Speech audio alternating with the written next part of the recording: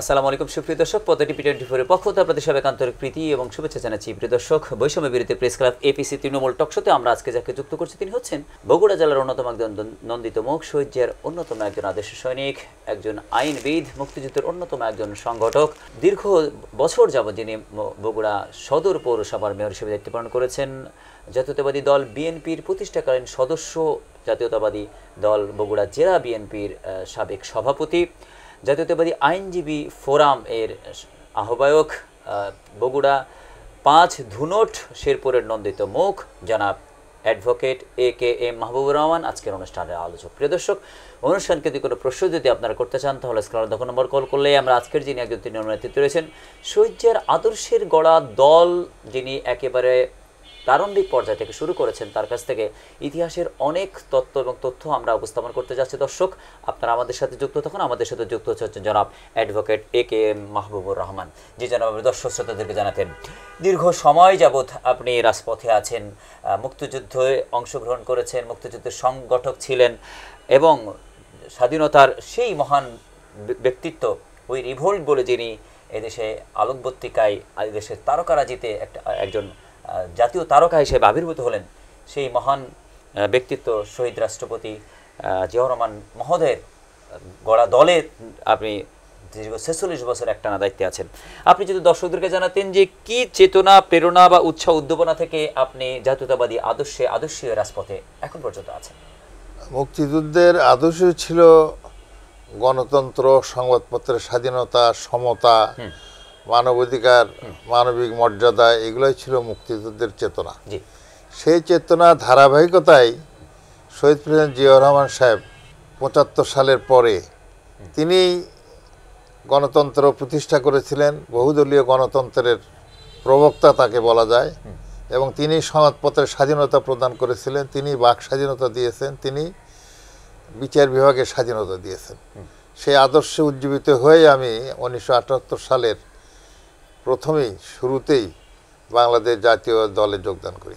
আপনি যেটি বললেন, সংবাদপত্রের স্বাধীনতা থেকে শুরু করে মানুষের বাক স্বাধীনতার ব্যবস্থাটি তিনি করেছিলেন, কিন্তু কি হয়েছিল আমাদের, আমরা যদি ইতিহাসের একটু পিছনে যাই, 70-এর নির্বাচনে একজন ব্যক্তিকে এবং একটি দলকে এদেশের মানুষ প্রাণকর্তা হিসেবে দেখে তাদের মাধ্যমে স্বাধীনতা দেখতে চাইছিল। সে সূত্রে নিরঙ্কুশভাবে সংখ্যাগরিষ্ঠতার ভিত্তিতে যিনি বিজয়ী হলেন, তার আমন্ত্রণে 7ই মার্চের দিনে রেডক্রস ময়দানে লাখো জনতা এক হলো। সবার একটি প্রত্যাশা যে আজকে ঘোষণা শেখ মুজিব দিবেন, ঘোষণা না নিয়ে আমরা যাব না, আমরা স্বাধীনতার ঘোষণা চাই, আমরা আর পরাধীনতার জিঞ্জিরে থাকবো না। এই যে চতুর শেখ মুজিবুর রহমান যেভাবে মেধা খাটিয়ে, বুদ্ধি খাটিয়ে, অনেক কথা বলে শেষে জয় বাংলার পরে জয় পাকিস্তান বলে ঘোষণাটি সমাপ্ত করলেন, এটি কত বড় আসলে কূটচাল, দর্শন, কূটনীতি বা এই জাতির সাথে আসলে কূট বেইমানি। আমরা দেখেছি আইয়ুব খানের মার্শাল্লার পরে আওয়ামী লীগ প্রধান শেখ মুজিবুর রহমান এবং তার দলের আন্দোলনই ছিল আইয়ুব খানের বিরুদ্ধে যে গণতন্ত্র চাই, সংবাদপত্রের স্বাধীনতা চাই, মানবাধিকার চাই, বিচার বিভাগের স্বাধীনতা চাই, এবং সমস্ত অন্যায় অবিচার থেকে আমরা মুক্তি চাই, এবং পশ্চিম পাকিস্তানের বঞ্চনা থেকে আমরা মুক্তি চাই। কিন্তু 70 সালে নির্বাচনের পরে যখন পাকিস্তানি শাসকরা তাকে ক্ষমতা দিল না, 7ই মার্চের রেডক্রসের বক্তৃতায় তিনি কিন্তু বলছিলেন যে এবারের সংগ্রাম স্বাধীনতার সংগ্রাম, এবারের সংগ্রাম মুক্তির সংগ্রাম, জয় বাংলা, পাকিস্তান জিন্দাবাদ। এখন দেখা যায় যে ওই পাকিস্তান জিন্দাবাদ ওই কথাটুকু তার বক্তব্য থেকে কেটে দেওয়া হয়েছে, কিন্তু এটা আমরা নিজেই রেডিওতে তখন শুনেছি। 72 থেকে দেখা গেল যে যারা দীর্ঘদিন আন্দোলন করলো গণতন্ত্রের জন্য, সংবাদপত্রের স্বাধীনতার জন্য, বিচার বিভাগের স্বাধীনতার জন্য, তারাই গণতন্ত্রকে ধ্বংস করে একদলীয় বাকশাল শাসন প্রতিষ্ঠা করলো, সংবাদপত্রের স্বাধীনতা নস্যাৎ করে দেয়। একদিনে প্রায় দেশের 400 সংবাদপত্র বন্ধ করে দিয়ে মাত্র 4টে সংবাদপত্র রাখা হলো, এবং কালাকানুন প্রতিষ্ঠা করা হলো, বিচার বিভাগের স্বাধীনতাকে কণ্ঠরোধ করা হলো, বহু বিচারকের চাকরি গেল। এই যে বৈপরীত্য, এটার থেকেই মানুষের অসন্তোষ শুরু হয় সেই সময় থেকে। আপনি যেটা বললেন অসন্তোষ, আমি যে প্রশ্নে ছিলাম অর্থাৎ 7ই মার্চের ভাষণে তিনি পাকিস্তান জিন্দাবাদ বলে শেষ করলেন, 25শে মার্চের কালোরাত্রি আসলো, তিনি কালোরাত্রিতে আসলে নিজের মধ্যে আলো খুঁজতে আত্মসমর্পণের নাটকবাজি করেন আর নিজের মানে দূরদর্শিতা বলেন, তিনি পাকিস্তানিদের দায়িত্বে আসীন হয়ে চলে যান। তার নেতাই তাজউদ্দিন আহমেদ তার কাছে একটা রেকর্ডার নিয়ে গিয়েছিলেন যে অন্তত একটা স্বাধীনতার ঘোষণা দিয়ে যান, তিনি কিন্তু ঘোষণা দিয়ে যাননি। পুরো 26 তারিখ সারাটা দিন অপেক্ষা, টান টান উত্তেজনাময় পরিবেশ, থমথমে পরিবেশ। সেনাবাহিনী থেকে উই রিভোল্ট বলে একটি বিদ্রোহের ঘটনা, এবং সেটি একেবারে বেতার চট্টগ্রাম থেকে একটি ঘোষণা আসলো যে I major Zia declared on independence. এই যে পরিস্থিতিটা, আপনি তখন লয়ের ছাত্র বা আপনি তখন ল নিয়ে পড়াশোনা করেন, আপনারা আসলে এই জায়গাটিকে, এই ঘোষণাটিকে আসলে কিভাবে তখন আসলে আপনারা ধারণ করেন? 25শে মার্চের যখন পাকিস্তানি আর্মি যখন ঢাকায় আক্রমণ করলো, তখন মানুষ আসলে ছিল দিশেহারা। মানুষের সামনে কোনো পথ ছিল না, মানুষ কোথায় যাবে, কি করবে, তাদের কি করতে হবে। কিন্তু মেজর জিয়া তখন প্রথমত 26 তারিখে তিনি ঘোষণা দিলেন, I major Ziaur Rahman do hereby declare the independence of Bangladesh. পরবর্তীতে 27শে মার্চ তিনি এটা একটু সংশোধন করে তিনি এই ঘোষণা দিলেন যে I do hereby, I major Ziaur Rahman on behalf of our great leader Sheikh Mujibur Rahman do hereby declare the independence of Bangladesh. এই দুই ঘোষণার দ্বারা মানুষ স্বাধীনতার জন্য উজ্জীবিত হলো, একতাবদ্ধ হলো, এবং তারা একটা পথ খুঁজে পেল যে আমাদের কি করতে হবে। এই যে শহীদ প্রেসিডেন্ট জিয়াউর রহমান ঘোষণা দিলেন 26 তারিখে একটি, আবার একটু সংশোধিত করে বা সংযোজন করে 27 তারিখে, অর্থাৎ আওয়ামী লীগের কিছু নেতার রিকোয়েস্টে তিনি তাদের কথা রক্ষা করে মুক্তিযুদ্ধকে স্পিড আনার জন্য, মুক্তিযুদ্ধকে আন্তর্জাতিক স্বীকৃতির পর্যায়ে রাখার জন্য তিনি দ্বিতীয় ঘোষণাটি দিলেন। দ্বিতীয় ঘোষণায় দেশের মানুষ জানে, দ্বিতীয় ঘোষণা নিয়ে আওয়ামী লীগ ব্যাপক মার্কেটিং করেছে, ঘোষককে পাঠক বানানো, পিয়ন, দপ্তরি এবং টিচারের গল্প নিয়ে সারা দেশে তারা চাউর করে বক্তৃতা বিবৃতি দিয়ে ব্যাপকভাবে আওয়াজ তুলেছে, এবং আমাদের পাঠ্যক্রম থেকে শুরু করে প্রতিটি জায়গায়, দালিলিক জায়গায় তারা জিয়াউর রহমানকে খাটো করে শেখ মুজিবুর রহমানকে উচ্চকিত করতে চেয়েছে এবং তাকেই যাদের স্বাধীনতার ঘোষক বানাতে চেয়েছে বা স্বাধীনতার স্থপতি বানিয়েছে। এই যে 26 তারিখের যে উই রিভোল্ট, সেনা বিদ্রোহ এবং এই ঘোষণাটি, এই যে সঠিক ইতিহাসটি, এই সঠিক ইতিহাসটি বাঙালি জাতির কাছে একেবারে জাজল্যমান সত্য হিসাবে প্রেরণ করার ক্ষেত্রে কি কি ভূমিকা রাখা দরকার? এখন তো মুক্ত স্বাধীন সত্য খেরে হা হা হা পড়বে হাসি, ভগবান পড়ছে ফাঁসি, ওদের ভগবান তখন পড়বে ফাঁসি। সেক্ষেত্রে আমাদের জাতি এই সঠিক ইতিহাসের জিনজির থেকে আসলে কবে মুক্তি পাবে? সঠিক ইতিহাস কিভাবে আসলে সার্বজনীনভাবে জানতে পারবে?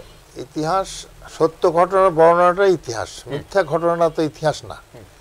তো সত্য তো হচ্ছে যে জিয়াউর রহমান সাহেব স্বাধীনতার ঘোষণা দিয়েছেন, এবং সেই স্বাধীনতার ঘোষণাকে যখনই আওয়ামী সরকার ক্ষমতায় আসে তখনই সেগুলোকে ঢেকে দেওয়া হয়, সেগুলোকে সমস্ত পাঠ্যপুস্তক থেকে সরে দেওয়া হয়, ইতিহাস থেকে সরে দেওয়া হয়।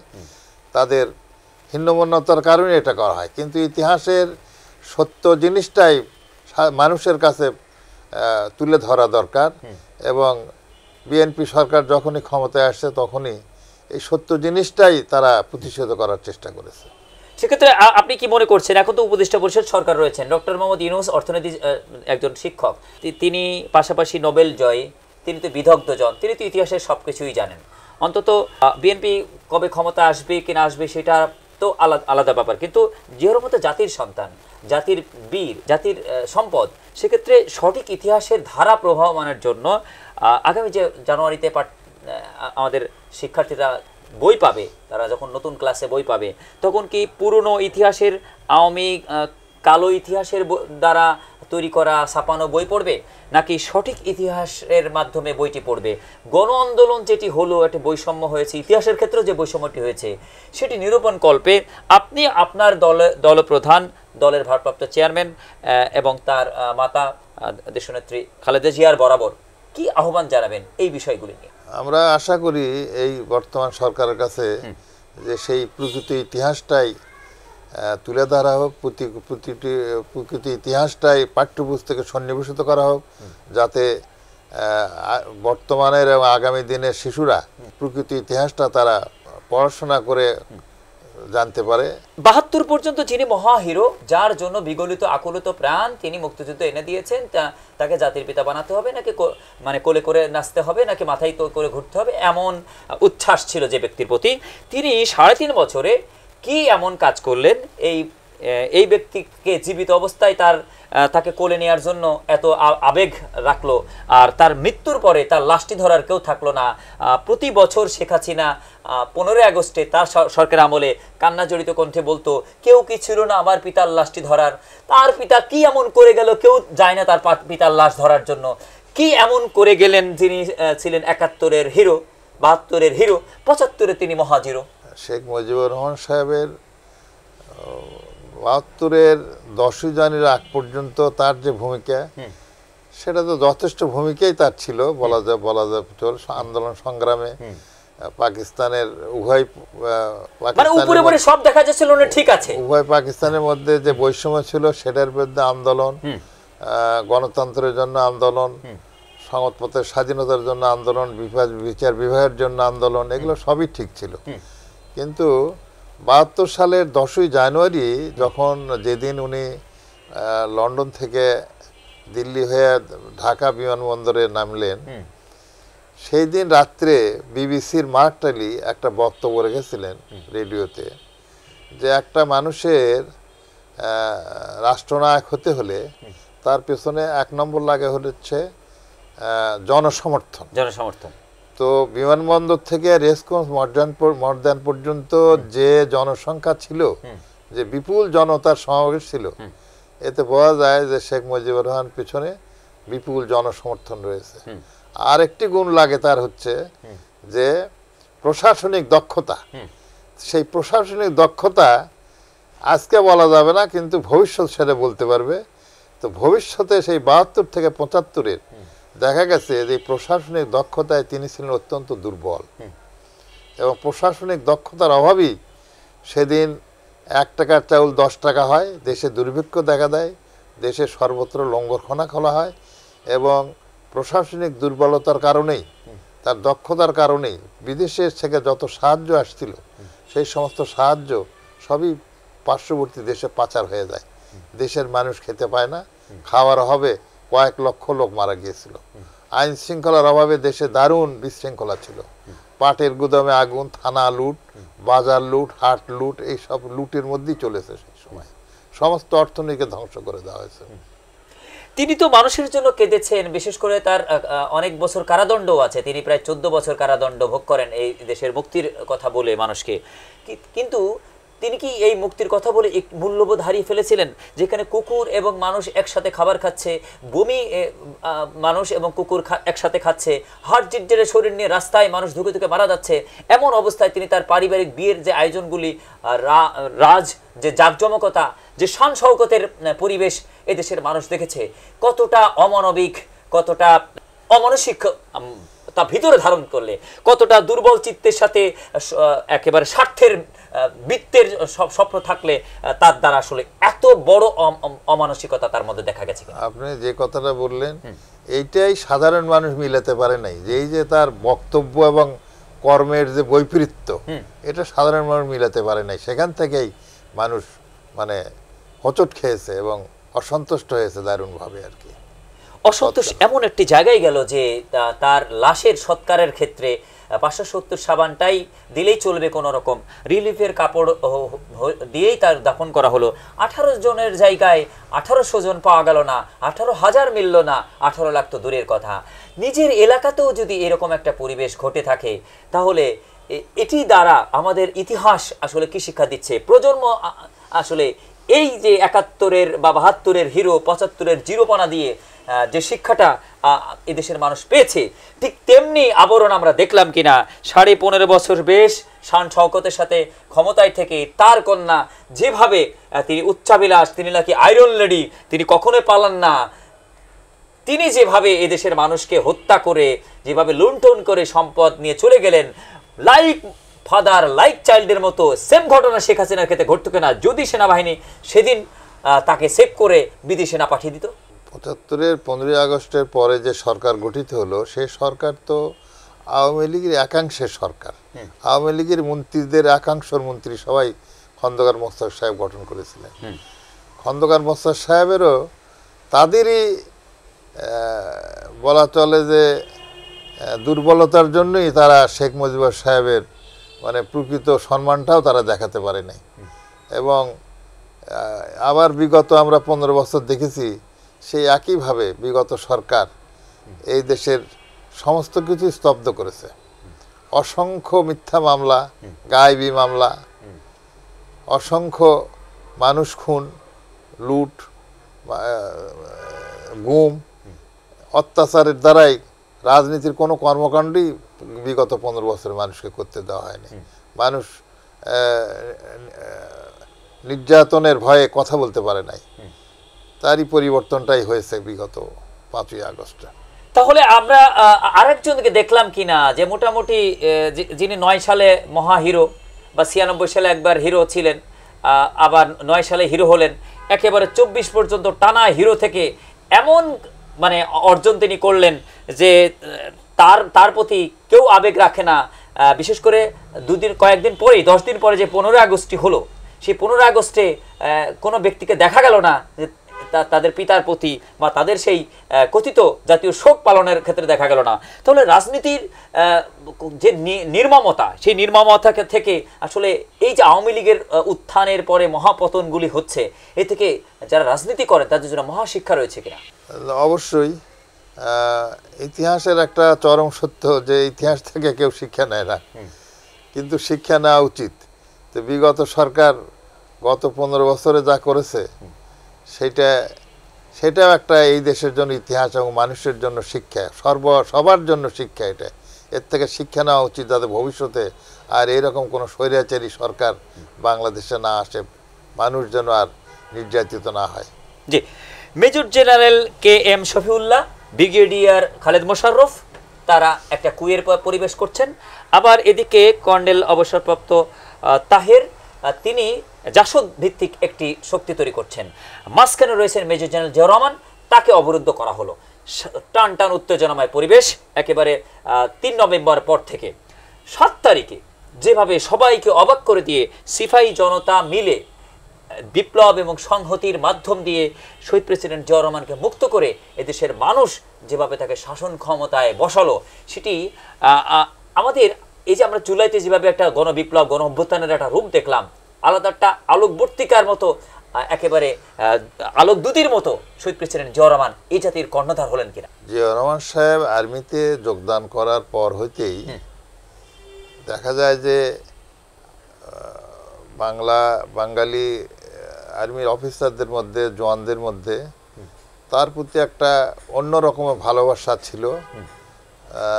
তার চারিত্রিক দৃঢ়তা, তার দক্ষতা, তার সততার জন্য আর্মিতে তার একটা সুনাম আগে থেকেই ছিল। সেই সুনামটাই আমার মনে হয় যে 7ই নভেম্বরে কাজে দিয়েছে এবং সিপাহী জনতা মিলেই তাকে অবরুদ্ধ থেকে মুক্ত করেছে এবং তাকে ক্ষমতায় বসাইছে। 75-এর 7 নভেম্বর থেকে একেবারে 81-র 30 মে পূর্ব পর্যন্ত 5.5 বছর বিভিন্ন পদে বিভিন্নভাবে তিনি দায়িত্ব পালন করে তলাবিহীন ঝুড়ি থেকে একেবারে উন্নত শিখরে যাওয়ার জন্য যে রুটটা তিনি তৈরি করে দেন। আন্তর্জাতিক মহলে এদেশকে সামনে নিয়ে আসেন, উন্নয়নের জোয়ারে দেশের মানুষকে একটা রেভলিউশন করান। মাইলের পর মাইল হেঁটে মানুষের মাঝে ঘাম ছুটিয়ে যেভাবে তিনি সম্পর্কটি তৈরি করেছেন, সম্পর্ক উন্নয়ন করেছেন, পিপল কানেক্টিভিটি বা জনসম্পৃক্ততার যে চিত্র বিচিত্র তিনি 5.5 বছরে করেছিলেন, তার বিরল চিত্র তো দেখা যাচ্ছে যে বিএনপি এত নির্যাতিত, এত নিপীড়িত, এত গুম, এত খুনের কবলে পড়লো, একজন বিএনপি কর্মীকেও কিন্তু ভাগিয়ে ওরা নিতে পারে নাই। তাহলে শহীদ প্রেসিডেন্ট জিয়াউর রহমান এই 5.5 বছরে তিনি দেশের মানুষের আসলে কতটা হৃদয়গ্রাহী হতে পেরেছিলেন? পৃথিবীর অন্যান্য রাষ্ট্রনায়কদের সঙ্গে তার তুলনা করলে এটা খুবই স্পষ্টভাবে ধরা পড়ে যে আমরা যদি ভারতের প্রধানমন্ত্রী জওহরলাল নেহেরু, পাকিস্তানের মোহাম্মদ আলী জিন্না, তাদের সাথে যদি তার তুলনা করি তা আমরা লক্ষ্য করব যে তারা সময় পাইছিলেন অনেক বেশি। রাইট। কিন্তু জিয়া রহমান সাহেব অত্যন্ত অল্প সময় পেয়েছিলেন। পার্লামেন্টারি গণতন্ত্রের আগে চিফ মার্শাল অ্যাডমিনিস্ট্রেটর হিসেবে 3 বছর, আর পার্লামেন্টারি গণতন্ত্রে 3 বছর কয়েক মাস মাত্র। এই অল্প সময়ের মধ্যে তিনি যে অসংখ্য কাজ করেছিলেন সেইটা ইতিহাসে এইরকম ঘটনা খুব কমই লক্ষ্য করা যায়। তার এই মাইলের পর মাইল হাঁটা, খাল কাটা এবং 24 ঘন্টার মধ্যে অন্তত 18 ঘন্টা 20 ঘন্টা কাজ করা, এইটাই ছিল তার মূল মন্ত্র। তিনি তার বক্তব্যে এটা বলতেন যে আমার শুধু 12 কোটি মুখ নয়, আমার 24 কোটি হাতও রয়েছে, এই হাতকে আমি কাজে লাগাবো। তিনি বাংলাদেশকে পৃথিবীতে পরিচয় করেছিলেন এবং বাংলাদেশের সেই সময়ের 12 কোটি মানুষকে একটা আশার আলো সঞ্চালন করেছিলেন তার অ্যাক্টিভিটিস দ্বারা। আন্তর্জাতিক অঙ্গনে তিনি যেভাবে ওআইসি, সার্ক থেকে শুরু করে ইরাক ইরানের যুদ্ধ বন্ধ, তুরস্কের সাথে সম্পর্ক নন যে কারণে তার নামে রাস্তা, সৌদি আরবে বিশেষ আরাফা, মিনা, মুজদালিফায় গাছ রোপণ, যেটি জিয়া গাছ বা জিয়া সাজা হিসেবে তাকে সম্মানিত করা হয়, এবং একেবারে ফসলাদি উন্নয়ন, এক ফসলিকে 2 ফসলি করার মতো যে কাজগুলি করেছেন। আমাদের দেশের শ্রম বাজার, আন্তর্জাতিক শ্রম বাজারকে যিনি সম্পদে পরিণত করেছেন আমাদের দেশের জনগণ, যেখানে শ্রমের মাধ্যমে আমাদের রেমিটেন্স, যেটি আমাদের রাজস্বের প্রধান একটি উপাদান, সেই বিষয়গুলি নিয়ে তিনি যেভাবে কাজ করে গেছেন, একেবারে দুর্ভিক্ষ কবলিত বাংলাদেশ থেকে এমন বিরল কীর্তি আমরা ইতিহাসে আর দেখতে পাবো কিনা। ম্যাডাম খালেদা জিয়া একজন আটপড়ে নারী। তিনি তার স্বামীর সেবা শুশ্রূষার মাধ্যমে ব্যস্ত ছিলেন। শহীদ প্রেসিডেন্ট জিয়াউর রহমানের 19 দফা বাস্তবায়ন করার জন্য তিনি রাজপথে নেমেছিলেন 81 30 মে থেকে একেবারে 91 নির্বাচনের পূর্ব পর্যন্ত। মাঠ থেকে তিনি আপসীর নেতৃত্ব এবং দেশনেত্রী দুটি উপাধি পেয়েছিলেন। আপনি সে সময় ভালো দায়িত্বে ছিলেন, সম্ভবত জেলা বিএনপির আপনি তখন সহসভাপতি হিসেবে ছিলেন। কি অবস্থা ছিল ম্যাডাম খালেদা জিয়া মাঠ থেকে শহীদ প্রেসিডেন্ট জিয়াউর রহমানের এই দল, হাতে গড়া দলকে একেবারে বাস্তবে মানুষের মাঝে, অর্থাৎ তার স্বামীর অপূর্ণতা পূরণ করার জন্য তিনি যেভাবে মাঠে ছিলেন, সেক্ষেত্রে জিয়া প্রেমী, শহীদ জিয়া প্রেমী মানুষগুলি ম্যাডাম খালেদা জিয়াকে পেয়ে আসলে উচ্ছ্বসিত হয়েছিল কিনা, এবং তার নেতৃত্বে এদেশের মানুষ খুশি হয়েছিল বিধায় আজ পর্যন্ত তাকে মাদার অফ ডেমোক্রেসি পর্যন্ত তারা বলছে। তো সেক্ষেত্রে ওই 10টি বছরের আপনার দেখা ম্যাডাম খালেদা জিয়ার রাজনীতি। 82 সালের 24শে মার্চের পরে যখন এরশাদের মার্শাল্লাহ জারি করা হলো, তখন হোসেন মোহাম্মদ এরশাদ সাহেব একটা চেষ্টা করেছিলেন যে বিএনপির লোকগুলিকে নিয়েই তিনি একটা দল করতে পারেন কিনা, এবং সেই জন্য বিএনপিকে ভাঙ্গার যথেষ্ট চেষ্টা করেছিলেন। হুদা মতিন এবং ভোলা মিয়া তাদেরকে তাদেরকে নিয়ে এবং অন্যদেরকে নিয়ে তিনি জাতীয় পার্টি গঠন করেছিলেন যাতে করে বিএনপিকে ধ্বংস করা যায়। কিন্তু আমরা লক্ষ্য করেছি বেগম খালেদা জিয়া রাজনীতির সঙ্গে কোনোদিন সম্পৃক্ত না থাকলেও সেই সময় তিনি বিএনপির হাল ধরেছিলেন, এবং তিনিও মাঠে ময়দানে পথে প্রান্তরে তিনি জিয়া সাহেবের মতোই পরিশ্রম করেছেন দলকে সংগঠিত করার জন্য, এবং সেই সংগঠনের মাধ্যমেই সেই 9 বছরের ধারাবাহিক আন্দোলনের মাধ্যমেই এরশাদ সাহেবের পতন হয়েছে 91 সালে। ম্যাডাম খালেদা জিয়াকে 111-এ গ্রেপ্তার করা হয়। গ্রেপ্তার করে জেলে রেখে তার উপরে আলটিমেটাম দেওয়া হয়। এদিকে তারেক রহমানকেও গ্রেপ্তার করে নির্যাতন এবং নিপীড়নের স্টিম রোল চলছিল। মায়ের কাছে প্রস্তাব দেওয়া হচ্ছে, আপনি যদি আমাদেরকে সেবজেক্ট দেন তাহলে আমরা আপনাকে ক্ষমতায় নিব, না হচ্ছে আপনার ছেলের জীবন ধ্বংস হয়ে যাবে। তিনি দেশ নীতির কাছে আপোষ না করে নিজের সন্তানকে পর্যন্ত যেখানে দেশের জন্য, দেশপ্রেমের জন্য কোরবান করলেন, যার চিত্র আমরা দেখতে পেলাম যে 111-এর সরকার তারেক রহমানকে যেভাবে আহত করেছিলেন, যার কারণে তিনি দীর্ঘদিন অসুস্থ ছিলেন। এখন আস্তে আস্তে চিকিৎসার মাধ্যমে, উন্নত চিকিৎসার মাধ্যমে তিনি এখন সুস্থ। সেক্ষেত্রে এই যে কেমন নেতৃত্ব, কেমন দেশপ্রেম, কেমন আদর্শ থাকলে নিজের সন্তানকে পর্যন্ত আদর্শের জন্য বলিদান করা যায়, এটি দ্বারা ম্যাডাম খালেদা জিয়া গণতন্ত্রের জন্য, এদেশের মানুষের অধিকারের জন্য যে বিরল দৃষ্টান্ত রেখেছেন, এটি কত বড় ত্যাগ বলে আসলে উল্লেখ করা যেতে পারে? ১/১১-র পরে তৎকালীন যৌথ বাহিনী সরকার চেষ্টা করেছিল -2 ফর্মুলা কার্যকরী করার জন্য, এবং সেই -2 ফর্মুলার অংশ হিসাবেই তারা চেয়েছিলেন বেগম খালেদা জিয়া যেন দেশে না থাকেন, তাহলে তার তার বিএনপির উপর থেকে সমস্ত অত্যাচার তারা প্রত্যাহার করতেন। কিন্তু বেগম খালেদা জিয়া দেশের স্বার্থের কারণে, দেশের স্বার্থের জন্য তিনি কখনোই নিজের স্বার্থকে প্রাধান্য দেন নাই, যার জন্য তিনি বিদেশে যাইতে রাজি হন নাই, এবং সেই রাজি না হওয়ার জন্যেই তৎকালীন যৌথ বাহিনী সরকার বেশি দিন টিকতে পারে নাই। এবং এই যে তার সন্তানের উপর যে স্টিম রোলার চালানো হলো, তাকে যে অসুস্থ করা হলো, এটি এই যে দায়টা, এই যে ত্যাগটা, এই ত্যাগ এই জাতির মানুষ স্মরণ করছে কেন? আজকে তারেক রহমান তো ওই দিন যদি ম্যাডাম খালেদা জিয়া রাজি হতেন, তাহলে তারেক রহমানকে তো এই নির্যাতনটি করা হতো না। সেক্ষেত্রে এটি বাংলা জাতি মনে করে কিনা, বাংলা জাতি এটা ধারণ করে কিনা, বাংলাদেশের আপামর সাধারণ জনতা তার এই ত্যাগকে আসলে বিরলভাবে সম্মান করে কিনা? যৌথ বাহিনী সরকারের যে প্রসেসটা -2 ফর্মুলা, তার সাথে তারেক রহমান সাহেবকে দেশ থেকে বিতাড়িত করা এবং তারেক রহমানের প্রতি যে অত্যাচার নির্যাতন করা হয়েছে, এইটা বাংলাদেশের আপামর জনসাধারণ সব সময়ের জন্য উপলব্ধি করে, এবং সেই উপলব্ধির থেকেও এই 15 বছরের অত্যাচার নির্যাতনের মধ্যেও বাংলাদেশ জাতীয় দল তথা বেগম খালেদা জিয়া এবং তারেক রহমানের প্রতি সাধারণ মানুষের আস্থা কোনো অংশে কমে নাই, বরং আরও বৃদ্ধি পেয়েছে। বৃদ্ধি পেয়েছে কথা থেকে আমরা একটা রেস্ট আনতে চাই। সেই 2009 সাল থেকে 24 জুলাই পর্যন্ত, গণ আন্দোলনের পূর্ব পর্যন্ত বিএনপি একটা আন্দোলনের একটা বেসিক বারবার দাঁড় করিয়ে গেছে। একেবারে 15 সালে তো গণতন্ত্র হত্যা দিবস, রক্ষা দিবস, এক দফা আন্দোলন তখন হলো, সফল হতে হয় নাই। তখন বিএনপি হয়তো 80 ভাগ গিয়েছিল, বা কোনো আন্দোলন 90 ভাগ গেছে, বা কোনো আন্দোলন 70 ভাগ পর্যন্ত গেছে। এভাবে একটা আন্দোলনের ভিত্তি রেখে বিএনপি এগোচ্ছিল।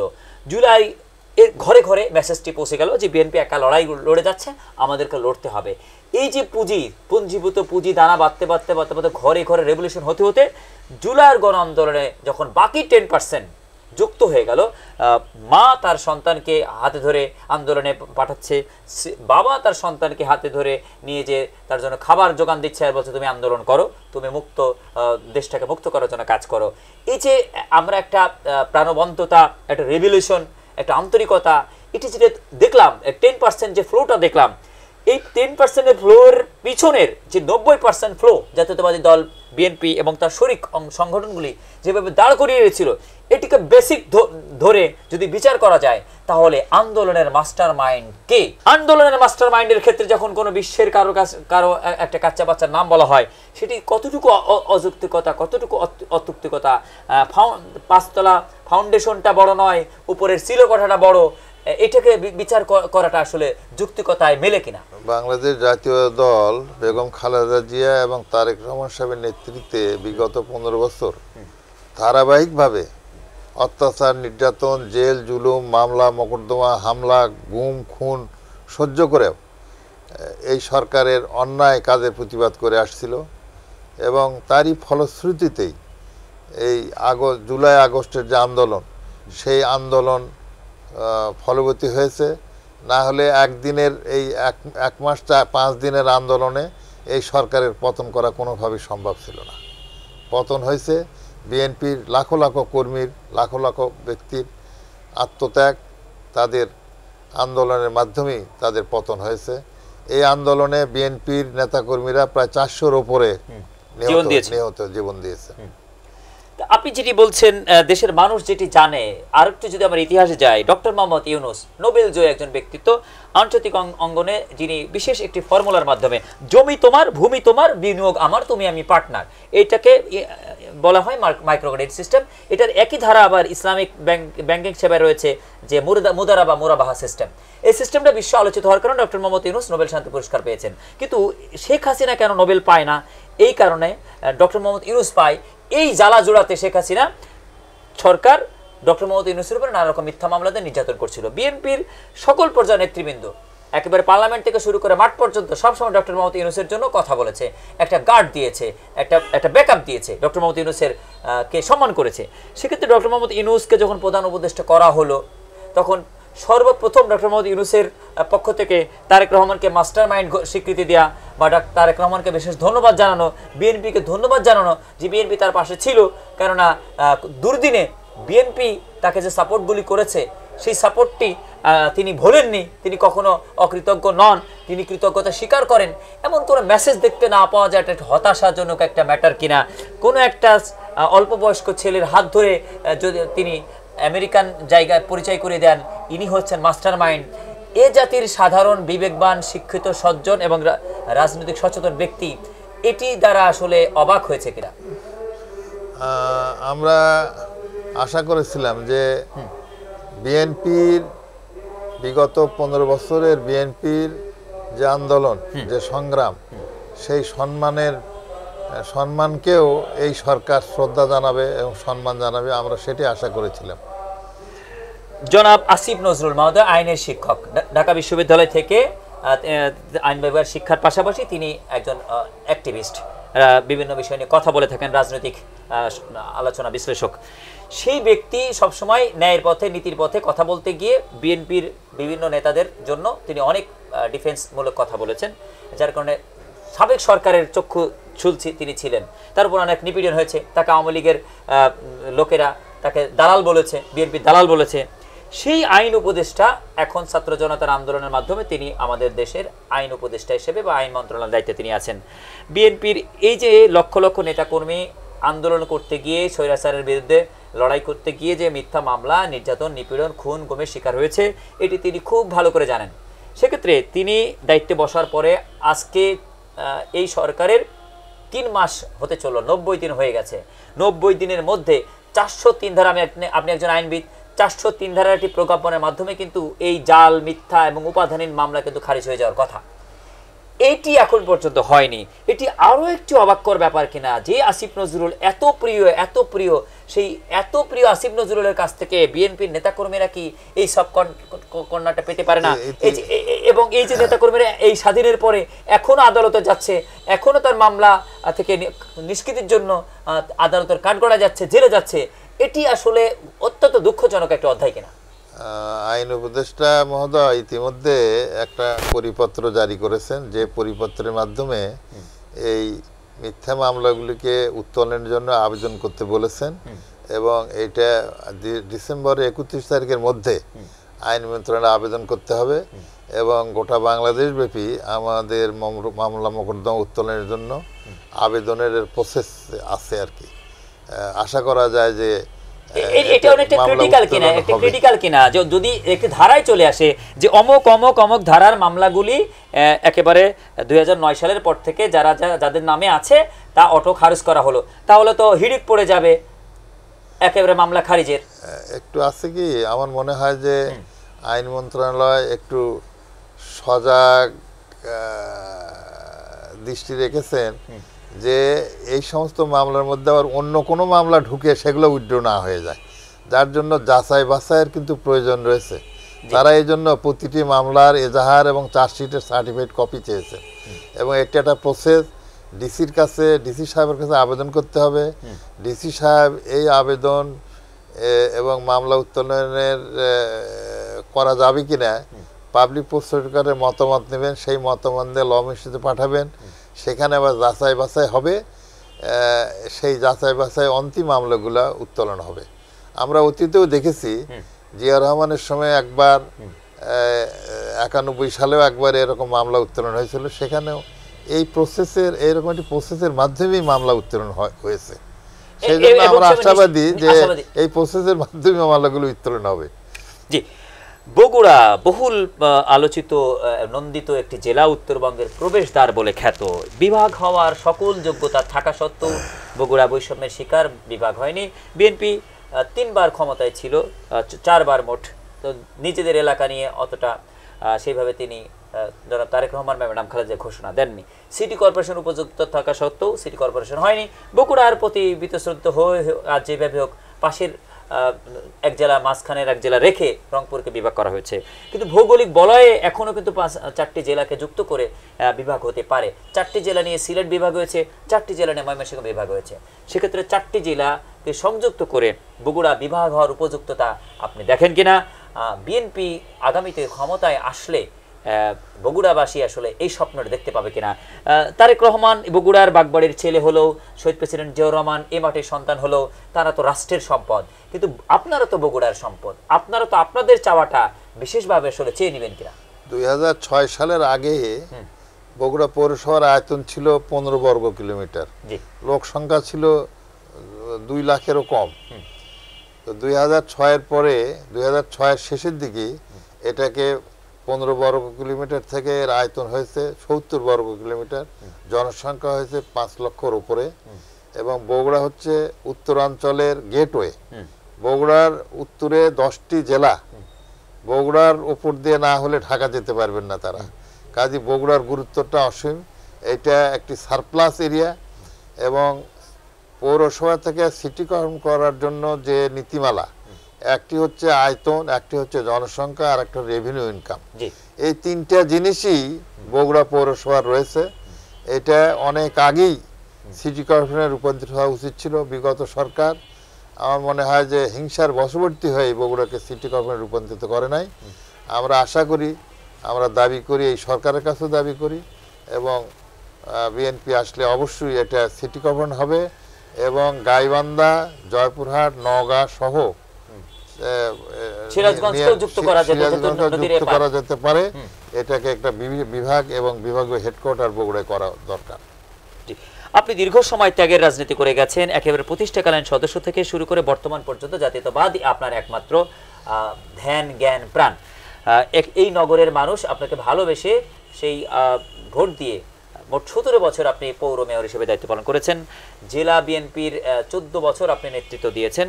এখন জাতীয়তাবাদী আইনজীবী ফোরামকে সুসংগবদ্ধ করার জন্য আপনি সিনিয়র একজন লয়ার, আপনাকে দল দায়িত্ব দিয়েছে। সেক্ষেত্রে আগামীতে যে সংসদ নির্বাচন, আপনার কনস্টিটিউয়েন্সি রয়েছে যেটা ধুনট, শেরপুর, বগুড়া 5, সেক্ষেত্রে আপনি মনে করেন কিনা আপনার ত্যাগ তিতিকার পুরস্কার স্বরূপ আধুনিক বগুড়া 5 সংসদীয় আসনকে গড়ার ক্ষেত্রে আপনার এতদিনের দায়িত্বশীলতার যোগ্যতা, ত্যাগের বিচার করে আপনার দলপ্রধান, পার্লামেন্টারি বোর্ড আগামী যে ত্রয়োদশ সংসদ নির্বাচন আসতে যাচ্ছে, সেই ত্রয়োদশ সংসদ নির্বাচনে আপনাকে উপযুক্ত মনে করবেন কিনা? আপনার কোনো আহ্বান আছে কিনা? আপনি আপনার পার্লামেন্টারি বোর্ডের কাছে, দেশনায়ক তারেক রহমানের কাছে কি আহ্বান জানাবেন? দীর্ঘদিন আমি জাতীয় সংসদের নির্বাচনে সংসদ সদস্যের নমনোনয়ন চেয়েছি, কিন্তু পাই নাই। আমি আশা করি যে সামনের যে জাতীয় সংসদের নির্বাচন হবে সেখানে দল আমাকে মনোনয়ন দেবে, এবং আমি নির্বাচন করলে ইনশাআল্লাহ নির্বাচনে আমি ভালো ফল করতে পারবো। এই মুহূর্তে তারেক রহমানকে দেশের মানুষ প্রত্যাশা করছেন। আমরা তৃণমূলের মানুষের সাথে মিশছি যে তারেক রহমান কেন দেশে আসে না। এখন তো আর আওয়ামী লীগ নেই, এখন তো আর সেই সমস্ত পরিবেশ নেই। উপদেষ্টা পরিষদ সরকার একটা সেফ গভর্নমেন্ট হিসেবেই দেখছে। সেক্ষেত্রে তারেক রহমানের মতো নির্যাতন, নিপীড়ন হওয়ার কোনো সম্ভাবনা নাই। এমন অবস্থায় অবিলম্বে তারেক রহমানকে আপনারা প্রত্যাশা করছে কিনা? তারেক রহমান যদি এই মুহূর্তে দেশে আসেন, সেই দেশের যে অস্থিতিশীল করার ষড়যন্ত্র যারা করছে তারা খামোশ হয়ে যাবে কিনা? বা তারেক রহমানের মতো বিদগ্ধ, একেবারে জীবন থেকে যিনি রাজনীতি শিখেছেন এবং শিখিয়েছেন, জাতীয়তাবাদী দলকে সুসংগবদ্ধ করে রেখেছেন, তার মতো মহান এবং সুযোগ্য নেতৃত্ব, বিচক্ষণতা এবং উপদেশ যদি উপদেষ্টা সরকার পায়, তাহলে উপদেষ্টা সরকার আসলে সংসম্পূর্ণ হবে কিনা? এই মুহূর্তে সবার জন্য তারেক রহমানকে অতীব প্রয়োজন কিনা? দলের নেতাকর্মী এবং আপামর জনসাধারণ প্রত্যাশা করে যে তারেক রহমান সাহেব যেন অতি তাড়াতাড়ি দেশে ফেরত আসে, এবং তারেক রহমান সাহেব দেশে ফেরত আসলে এই সমস্ত ষড়যন্ত্র আমরা অনুমান করি সেগুলো ষড়যন্ত্র কোনো কাজে দেবে না। মানুষ চায় যে অতি সত্বর তারেক রহমান সাহেব দেশে ফেরত আসুক, এবং বর্তমান সরকার সেই অবস্থার সৃষ্টি করুক যাতে করে তিনি অতি সত্বর দেশে ফেরত আসতে পারে। জি, আমরা একটু পিছন থেকে অনুষ্ঠান শেষ করতে যাচ্ছি। সেই উই রিভোল্ট থেকে শুরু করে 31 মে যাকে হত্যা করা হলো চট্টগ্রাম সার্কিট হাউসে, মহান নেতৃত্ব, মহান ব্যক্তিত্ব শহীদ প্রেসিডেন্ট জিয়াউর রহমান, তিনি যেভাবে দেশ, জাতি, মানুষের মাঝে নিজেকে লীন করে গেছেন, সুখ স্বাচ্ছন্দ্য সবকিছু যে মানুষের মাঝে তিনি দান করে গেছেন, তার জানাজার জন্য যে বিরল দৃশ্য আমাদের দেশে হয়েছে 53 বছর ইতিহাসে, এমনকি 53,000 বছর পর্যন্ত এই ইতিহাস আসলে রেকর্ড ইতিহাস থাকবে কিনা, বিশ্বে বিরল একটি দৃষ্টান্ত কিনা যে একজন সেনাবাহিনী থেকে এসে সাধারণ মানুষের সাথে মিশে 5.5 বছরে যেভাবে জননন্দিত, জনগৃহীত, জনগণের যেভাবে আস্থাভাজন, জনভালোবাসায় যেভাবে তিনি ধারণ হয়েছিলেন, যেভাবে তার জন্য জনচক্ষু থেকে জন অশ্রু ঝরে পড়েছিল, জন আবেগ দেখা গিয়েছিল, এটি বিরল একটি দৃষ্টান্ত হিসাবে আসলে ইতিহাসের পাতায় বিশেষ একটি জায়গায় আছে কিনা? সেনাবাহিনী থেকেও যে রাষ্ট্রনায়ক হওয়া যায়, সেনাবাহিনী থেকেও যে আপনার দেশের আপনার মানুষের জনসমর্থন পাওয়া যায়, এইটা একটি উদাহরণ শহীদ প্রেসিডেন্ট জিয়াউর রহমান সাহেব। তার তুলনা করা চলে জেনারেল আইসেনহাওয়ারের সঙ্গে, তার তুলনা করা যায় জামাল নাসেরের সঙ্গে, তার তুলনা করা যায় ফ্রান্সের দগলের সাথে, তার তুলনা করা যায় লিবিয়ার গাদ্দাফির সঙ্গে। এই ব্যক্তির প্রিয় সহধর্মিনী একেবারে স্বৈরাচার সরকার তাকে সুস্থ অবস্থায় নিয়ে গেল জেলে, হুইল চেয়ারে তাকে আমরা ফেরত পেলাম। তিনি দৃঢ় মনোবলের অধিকারী, কোনো অবস্থাতে যিনি আপোষ করেননি। সেই আপোষের নেত্রী এখন বয়োবৃদ্ধ, 80-র কাছাকাছি বয়স। দেশবাসীর কাছে তার জন্য দোয়া আছে, তারেক রহমানের জন্য দোয়া আছে, দেশের সকল জনতার কাছে, বিশেষ করে যারা এই বৈষম্য বিরোধী আন্দোলনে জীবন দিল, আমাদের একটি সুন্দর স্বাধীন বাংলাদেশ দেওয়ার প্রয়োজনে সবার উদ্দেশ্যে দোয়া চাই। আপনার সমাপনী বক্তব্য দর্শক শ্রোতাদের জন্য। বিগত 15 বছরের আন্দোলন সংগ্রামে যারা আত্মাহুতি দিয়েছে এবং বিগত জুলাই আগস্টের আন্দোলনের 35 দিনের আন্দোলনে যারা আত্মত্যাগ করেছেন, যারা আহত হয়েছেন, যারা নির্যাতিত হয়েছেন, যারা অফুরন্ত ত্যাগ স্বীকার করেছেন, তাদের জন্য আল্লাহর কাছে দোয়া চাই। আল্লাহ যেন তাদের সাথে তাদের শান্তিতে রাখে এবং আগামী দিনগুলিতে এই আত্মত্যাগের বিনিময়ে যেন বাংলাদেশ তার স্বাধীনতা, সার্বভৌমত্ব এবং তার ন্যায্যতা এবং যে সুপরিবেশ, ন্যায্যতার দাবিতে সুন্দরভাবে বাংলাদেশ চলে। ম্যাডাম খালেদা জিয়াও যেন সুস্থ থাকেন, তারেক রহমান সাহেব যেন দেশে ফেরত এসে নেতৃত্ব গ্রহণ করতে পারে, সেই আশা দেশবাসীর কাছে আশা করে। জি, আপনাকে ধন্যবাদ জানাচ্ছি। দর্শক, এতক্ষণ যুক্ত ছিলেন একজন তৃণমূল দীর্ঘ সময় ত্যাগ তিতিকার পুরস্কার স্বরূপ তিনি জেলা বিএনপি বগুড়া নেতৃত্ব দিয়েছেন। এই পৌরপিতা হিসেবে, বগুড়ার পৌরপিতা হিসেবে তিনি 17 বছর দায়িত্ব পালন করেছিলেন। আইনবিদ হিসেবে যিনি স্বনামধন্য একজন আইনবিদ হিসেবে সুপরিচিত ব্যক্তিত্ব, যিনি জাতীয়তাবাদী আইনজীবী ফোরামের এখন নেতৃত্ব দিচ্ছেন। তার যে শেষ যে চাওয়া রয়েছে, এই বিরল ব্যক্তিটির ক্লিন ইমেজ বিচার করে, ত্যাগ বিচার করে জাতীয়তাবাদী দল বিএনপি অবশ্যই আগামী ত্রয়োদশ সংসদ নির্বাচনে বগুড়া 5 ধুনট শেরপুর থেকে তাকে মনোনীত করবেন বলে প্রত্যাশা করা যাচ্ছে। বিএনপির বিরুদ্ধে আগে অনেক কথা ছিল যে বিএনপি আধা হাইব্রিড বা ফুল হাইব্রিড বা ব্যবসায়ীদেরকে অন্তত সংসদ সদস্য প্রার্থী করে থাকেন। সেই জায়গা থেকে বিএনপির একদম ক্লিন ইমেজ চলে এসছে যে বিএনপি এখন ত্যাগী ছাড়া কোনো হাইব্রিড, কোনো ব্যবসায়ীকে বিএনপি এখন আর খোঁজেন না, এটি প্রমাণিত হয়েছে। সেক্ষেত্রে নীতির দল হিসাবে, আদর্শের দল হিসাবে, বা যারা এই সমস্ত উচ্চাভিলাষী রাজনীতি করে ধ্বংস হয়ে গেছে তাদের থেকে শিক্ষা নিয়ে অবশ্যই ত্যাগীদের মূল্যায়নে বিএনপি সদা তৎপর থাকবেন বলেই তৃণমূল বিশ্বাস করছে, তৃণমূলের নেতাকর্মীরা প্রত্যাশা করছে। দর্শক, পরবর্তী অনুষ্ঠানে নতুন কোনো আলোচককে বা আজকের আলোচককে পুনরায় নতুন করে বিষয়ে যুক্ত করার প্রত্যাশা রেখে আজকের মধ্যে বিদায় টানছি। আমাদের সাথে থাকুন। আসসালামু আলাইকুম।